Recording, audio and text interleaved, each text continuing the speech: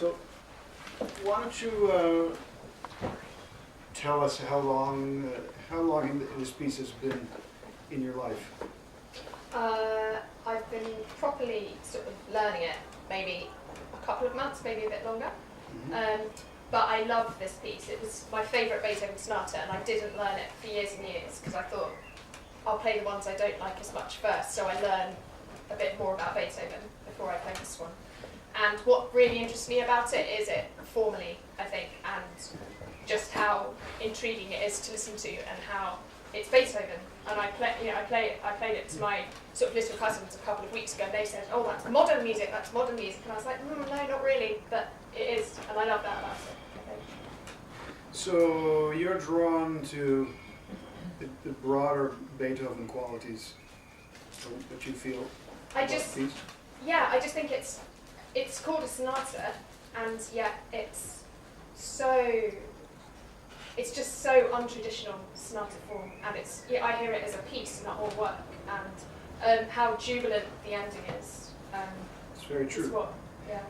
Yeah. Beethoven was fascinated through his career with the theme and variations concept, and this piece is essentially, well, can you talk about what Beethoven does with that idea, theme and variations, with this particular sonata? The third movement is written out of theme and variations, so you hear the theme first, and then there's a set of seven variations, and then which are based in E major, and he uses sort of thirds and fourths and seconds a lot, which really come up in this movement here. So the first movement really sets up, I think, what happens in the third movement, and it draws us into maybe some of the ideas that we can expect later on, as well as the overall sort of feeling of it, which is so pastoral as opposed to some of his other works. Absolutely. There are really actually thematic ties from the very first statement of this piece that can be found throughout the second movement, which sounds more like a first movement. Absolutely, right?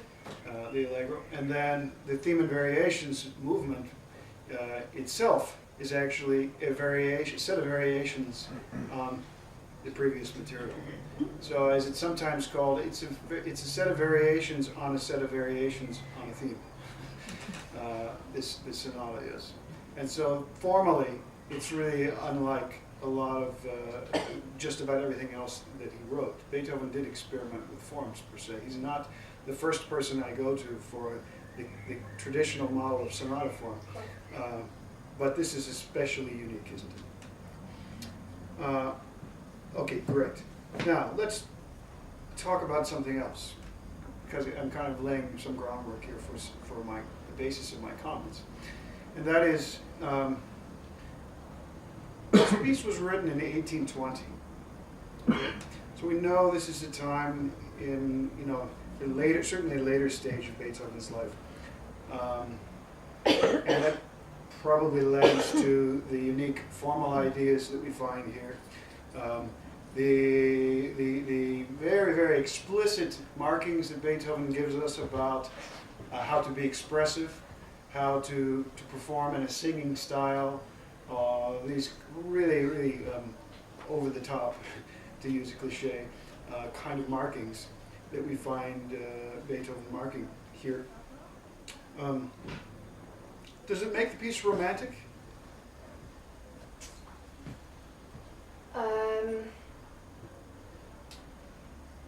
I think at the moment I think of it as a romantic piece because I think of it as a piece, and I don't think about it as formally as I could, i.e. I'm not aware, I don't think, of all of the connections between the first and the last movement. Okay. Yeah, definitely no. That's something that I haven't thought about until you asked the question, then I thought, oh yeah, really obvious. Mm-hmm. I think, yeah, I do think of it as romantic. As in, it's within the sonata form, which makes it interesting to play. And so, you're expecting an exposition and you really sort of don't get one in a traditional way. It's an exposition to the whole sonata. This question actually really drives it to the heart of the challenge that everyone has with playing late Beethoven sonatas. It's, we know so many things about the composer and his lifelong struggles with so many things, social problems the man had, his loss of hearing, experimentation with style, the forward-thinking aspect of his approach to composition. So, do we play this like Chopin? Do we play this like Liszt? Okay, so maybe sometimes it's easier, and I'm not pretend to stand here and say that I have the definite answer to this question. I just think it's a good discussion to have in Masterclass, because this is a real issue that every pianist in this room would have to ask himself or herself when approaching a piece like this. Let's ask it a different way. How would you play 109 differently if the Chopin-Barcarolle were also on your program? Piece that we heard this morning. Yeah. Because that's a question that's the way I put it to kind of reconcile this problem myself. How can this still be Beethoven and Chopin still be his special self on a program? I think Chopin I would think of as naturally, Beethoven I go from the form, so I go from the notes and then sort of think to myself, right, what am I going to do with what's written on the page? Whereas I think Chopin, I go the other way, so I kind of think it's not a definite form like, a barcarolle, it's not in terms of, oh, this is sonata form, this is what I'm expecting, so I can't burst out of that form. So I go at the Chopin from like a poetic point of view, and this maybe from a formal point of view, naturally. Mm-hmm. Maybe only because I know the composer's Beethoven, and maybe if I didn't and I just heard it, then that would change my approach. So, well, what do we had this, the first discussion we had today was on the way the piece is derived from the very opening.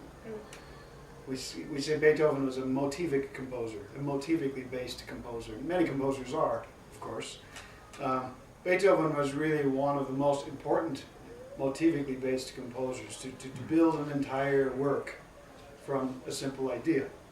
Most famous example being the Fifth Symphony, of course, right? Which each of the movements is based on the idea you hear in the very, very first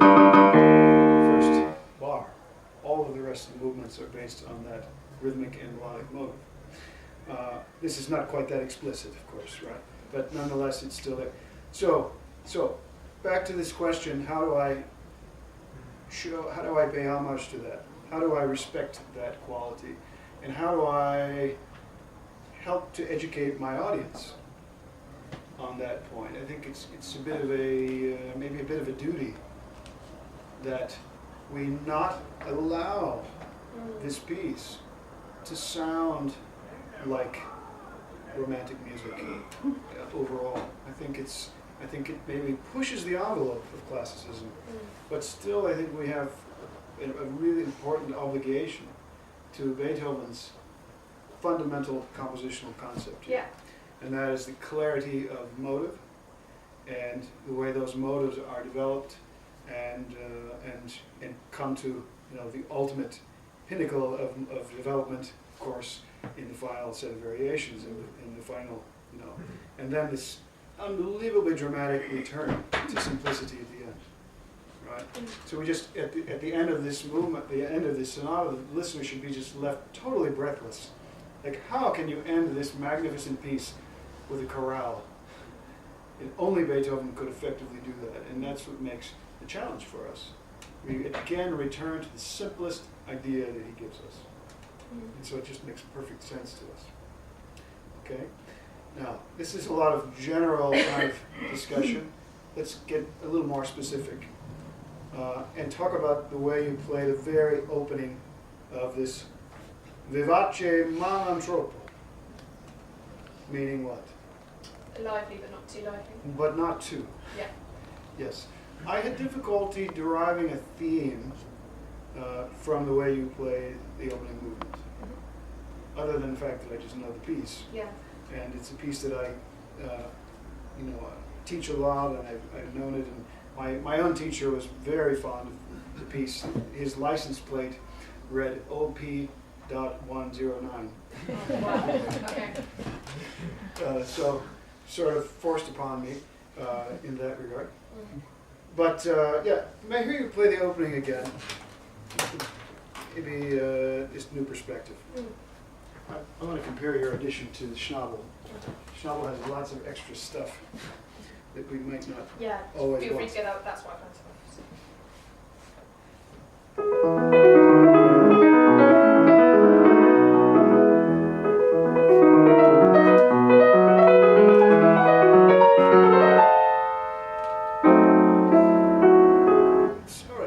simplify to your listeners what it is you want them to hear.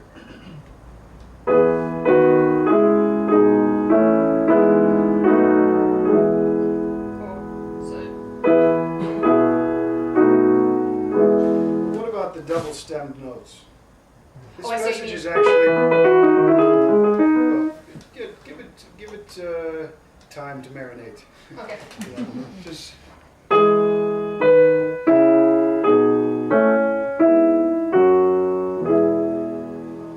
The notes I'm playing in the right hand are actually double-stemmed, meaning they're given twice the value of the rhythm you actually hear. You're hearing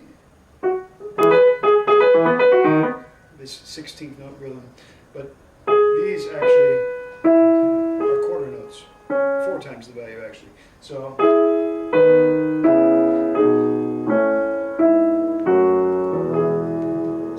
romantic composers, particularly late romantic composers, may write tenuto markings over such notes, which is kind of a point of stress, to say, in case you missed it, I'd like you to bring these notes out, please. Beethoven wouldn't write this, though. He's not going to tell us, Mozart as well, bring these notes out. The fact that they're double-stemmed, meaning they're shared by a soprano voice and an alto voice, to put it another way, we are to derive that special quality of those double-stemmed notes. So we need to show a different dynamic playing for the secondary subordinate voices. I think that's the most basic concept I would pursue in playing this opening theme.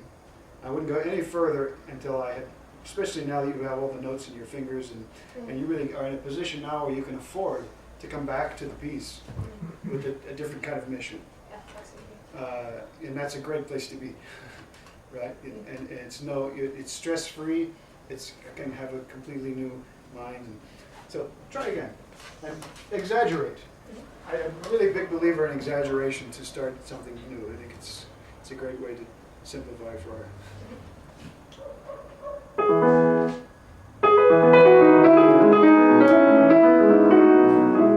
About half this tempo.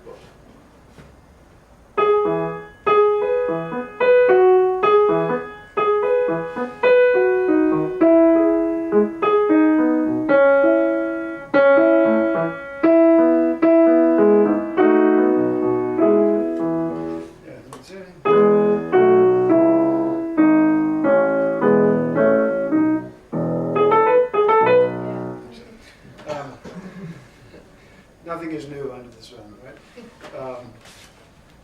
Did you notice how, when you tried to play this slower, how difficult it was to control the 16th notes, the accompanimental, the subordinate voices? It's so easy to play that supporting voice at the same dynamic playing.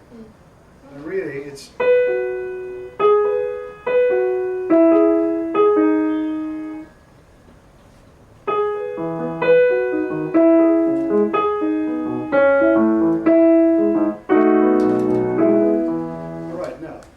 Try it again with more of a sense of roundness to your phrase.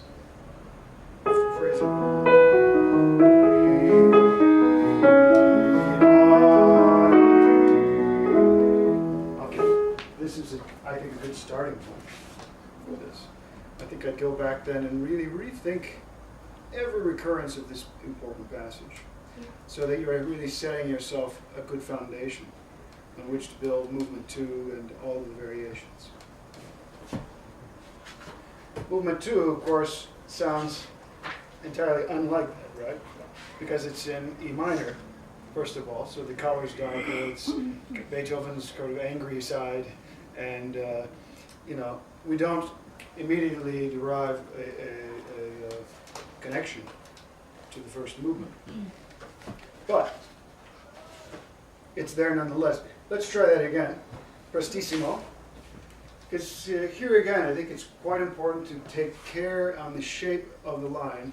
It's easy to fall victim to accentuating certain notes when every note is important.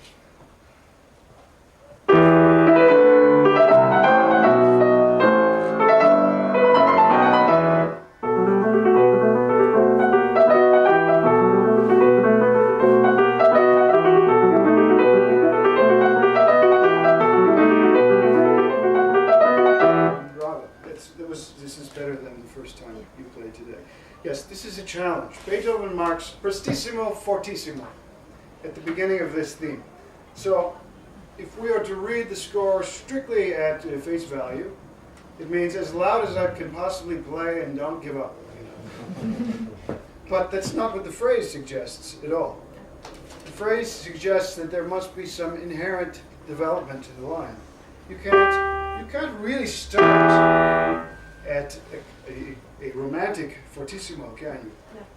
Because where the heck will you go, right? Where do you go? Where does this possibly take us? It has to be developed to this point, right? You have to have some sense of arrival at that point. So every note in between then serves the development of that shape. Can you try again? Good.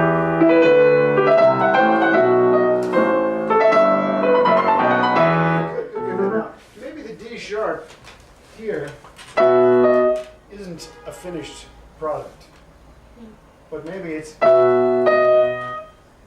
creating this incredibly pregnant moment. What is the composer going to do next? What is Catherine going to do next? Which then you finish. When you play, sometimes it's Yeah. that, right?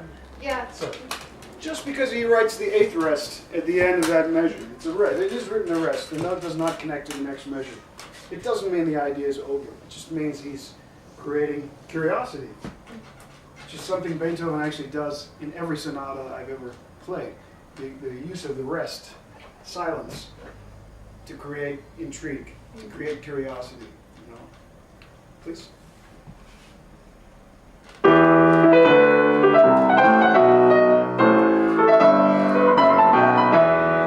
Yes, and don't be afraid to help shape with the left hand as well. It's not necessary when we see an octave played, we can play simply two notes, or they can have balance.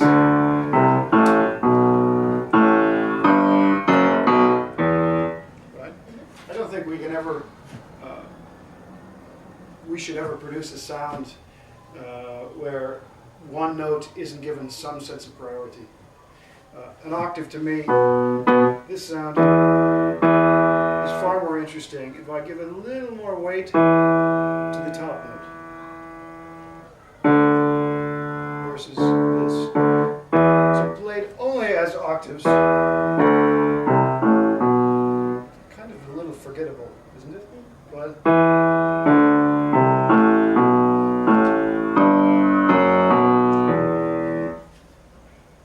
just a little bit of more vertical position of the thumb is how you solve that problem. So that the thumb strikes the key with a bit more purpose than the fifth finger. Just try to lift it. Too much. We've got 8 bars to go, right?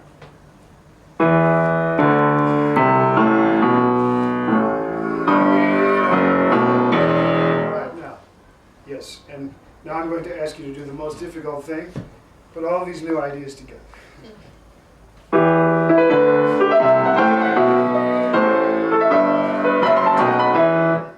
Yes. So some things you can work with in shaping the opening of this movement, which also continues to unravel and develop from the passage you just played. Right. Try again. I'm being very brief with the time here.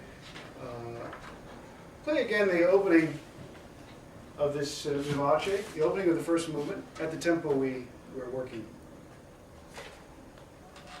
So half the tempo that you For the half tempo, yes.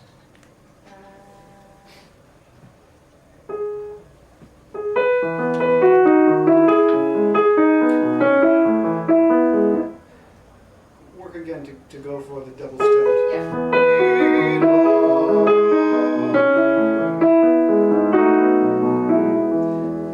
Great exercise is to sing those double stem notes. Yeah. Do you ever do that? Yeah. Let's do it together. When I play. Yes. Yeah.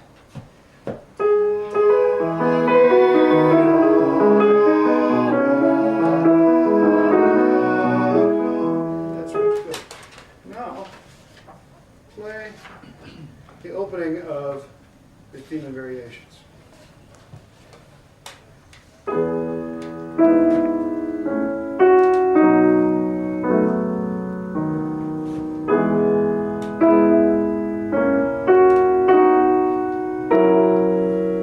can see the parallel when you compare the two at this tempo. This use of successive thirds, the third relationships, whether minor thirds in the second movement or major thirds here, and the way he has adapted that first idea to create this chorale thing. Okay? So, once again now, this opening chorale, what is it that he writes? It's translated into Italian. So, andante molto cantabile ed espressivo. So lots of singing style and expressiveness. Lots of singing style and expressiveness. So, but in a Beethoven way. Yeah, exactly. And so maybe not so free. You know, being a little more judicious in choosing your use of rubato, because he does not indicate rubato. But more to the point, the comment I made earlier with the D sharp mid phrase, you know, at this point was not an ending point, but something to take us into the next line. There are many instances of that in this last movement chorale. As a singer would do, allow those longer note values to almost suggest the continuation of the phrase instead of sounding finished. Yeah.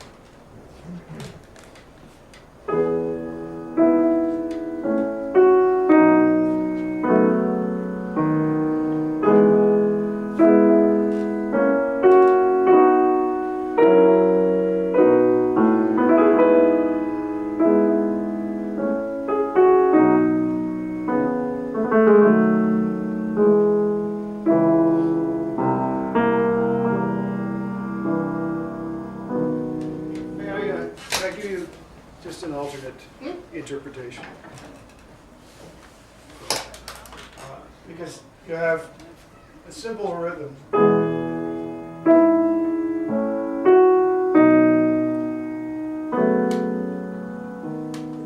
Yeah. This note, for me, is the most interesting thing yet. Because the D natural, or the B natural, here lasts for 2 beats. So I still want to hear that at the end of the measure. If I play here, it's overshadowed by the walking bass line. Yeah. Yeah. So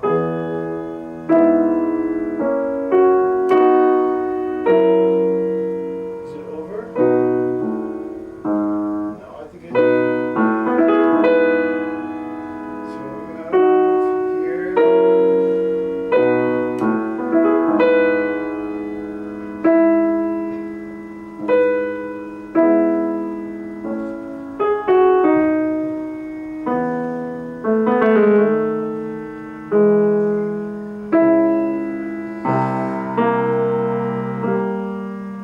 Right.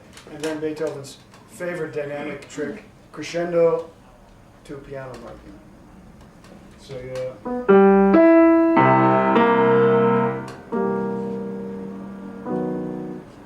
you try again?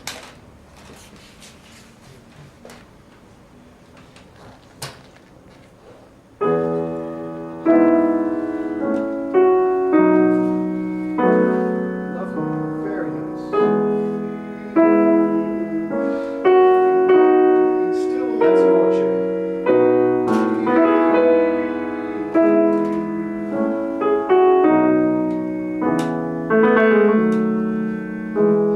Yeah, ornaments. I never know what to do with that. It Well- always pops out too much. Like, There's a very general rule of thumb in playing ornamentation, I think. Especially when the composer is telling you to perform this as a singer would perform it.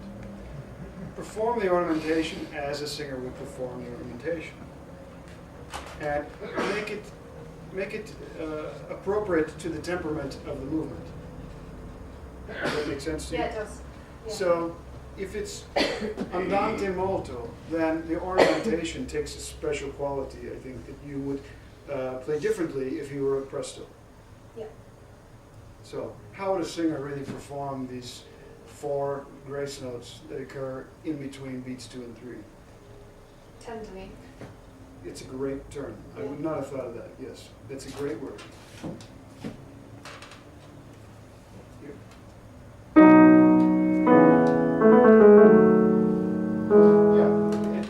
Yeah, it could even be more tender. I think. And the other thing is that the advantage singers have that we don't is the control of sound. They simply have so much more control over dynamic range than we have. So to perform something like this, we have to take a special approach. So that the first note of the grace note, for example, isn't an accent. I can demonstrate that. If you're here, come underneath the existing sound. If I play, it's even in spite of our best intentions, it sounds like we've accented the grace note, which a singer would never do. The singer would connect the grace note to the existing note.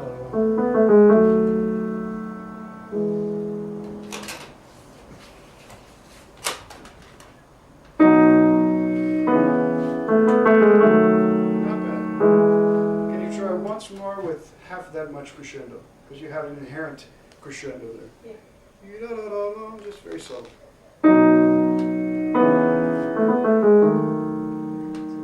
Still arrive on the A natural though, because that's the chord result. It still has to be the most colorful sound.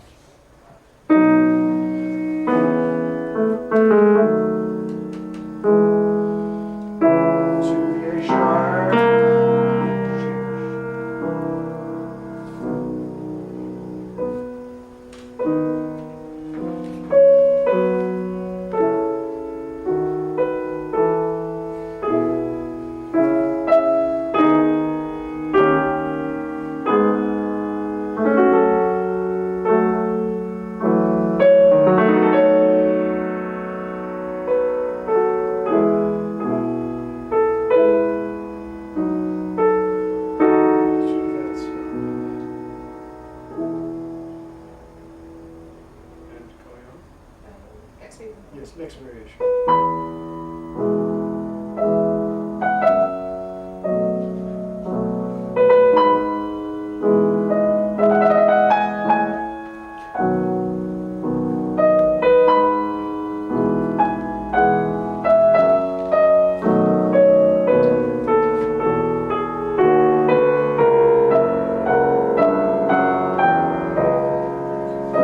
Okay, now let me ask you, what would you apply to this variation that we've just discussed? Yeah, here. So the second bar to the third bar needs to flow.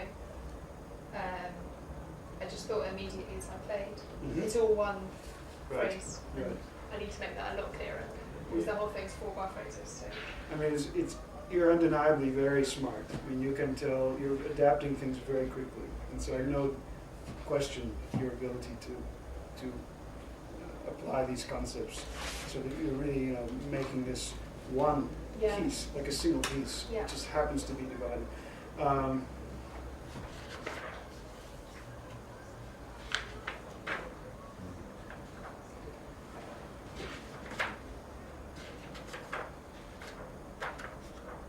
Let's take one of the allegros.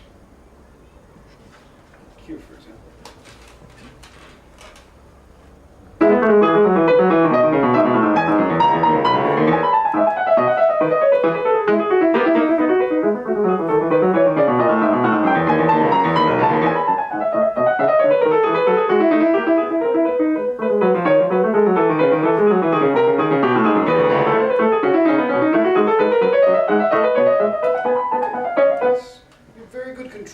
This movement, and I think it's shaped well. What it lacks, I think, from the back of the auditorium, which is something we've discussed actually a little bit already today, it lacks clarity in the back of the auditorium. I think the first couple of rows are going to hear clearly what you're doing, but this needs to be non-legato. Oh, okay. Yeah. Okay. Yeah. It really does. You need to play so that, for the perspective of the entire situation. And, it's not marked legato, non-legato, staccato, or otherwise, right? Yeah. But considerations of that, I think considerations of how the performance will be perceived tells us it's to be non-legato. Unless, of course, the composer tells us to play legato, right? Yeah. But this can sound simply kind of incomprehensible to your audience otherwise. Can you try? I know it's quite difficult.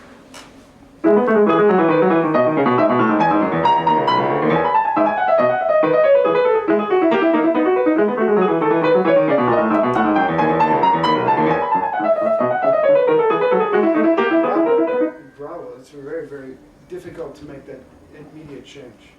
And a second comment I would suggest for a movement like this is to try to avoid the voice that's playing the groupings of sixteenths from being influenced by the other hand that's playing only eighth notes. Yeah. So in other words, I hear, Yeah. and there's nothing to indicate that he wants an accent on every one of those notes, I think. So can that live independently? Just try the left hand. Don't punish yourself. That's exciting. Because there was nothing predictable about the rhythm there. It was just sounded like a really fascinating line of sixteenths. All clearly delineated, non-legato. It had a nice shape to it, but I wasn't nodding my head to the rhythm. That takes time to undo something like that, but I think you'll find the movement overall lives a lot more dynamically. It's more of an unpredictable thing. It's just kind of the sound swirls more like than if it's delineated. All right, finishing up, unfortunately. So, is this in 3 movements or 2? Rhetorical question, right? Yeah. Well, there's actually a lot of debate about this, but something that Beethoven tells us helps to solve this mystery. Look at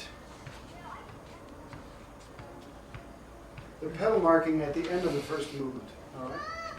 Where does the pedal marking release from the end of the first movement?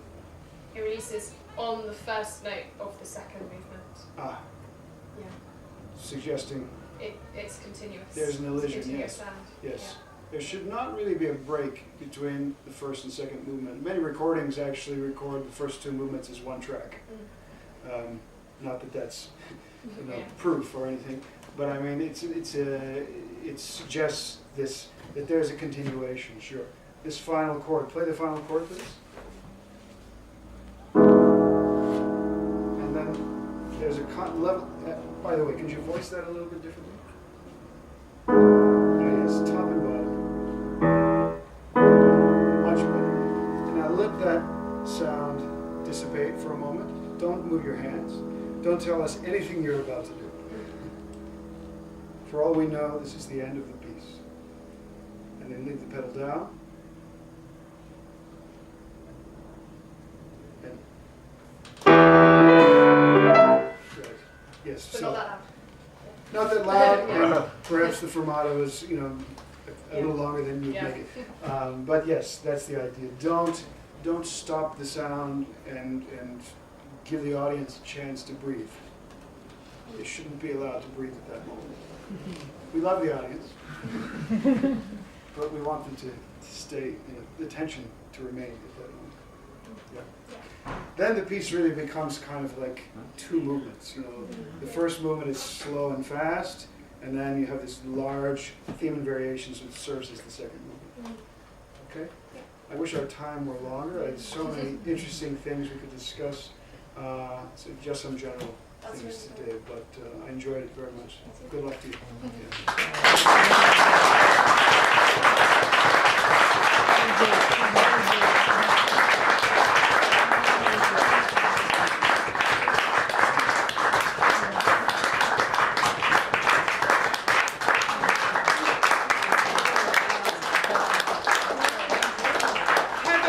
to come back to the UK. You got off lightly this time. I'd be here just to give Yeah, it a break. yeah, it I'll was be here, wonderful. absolutely. Thank you, Catherine.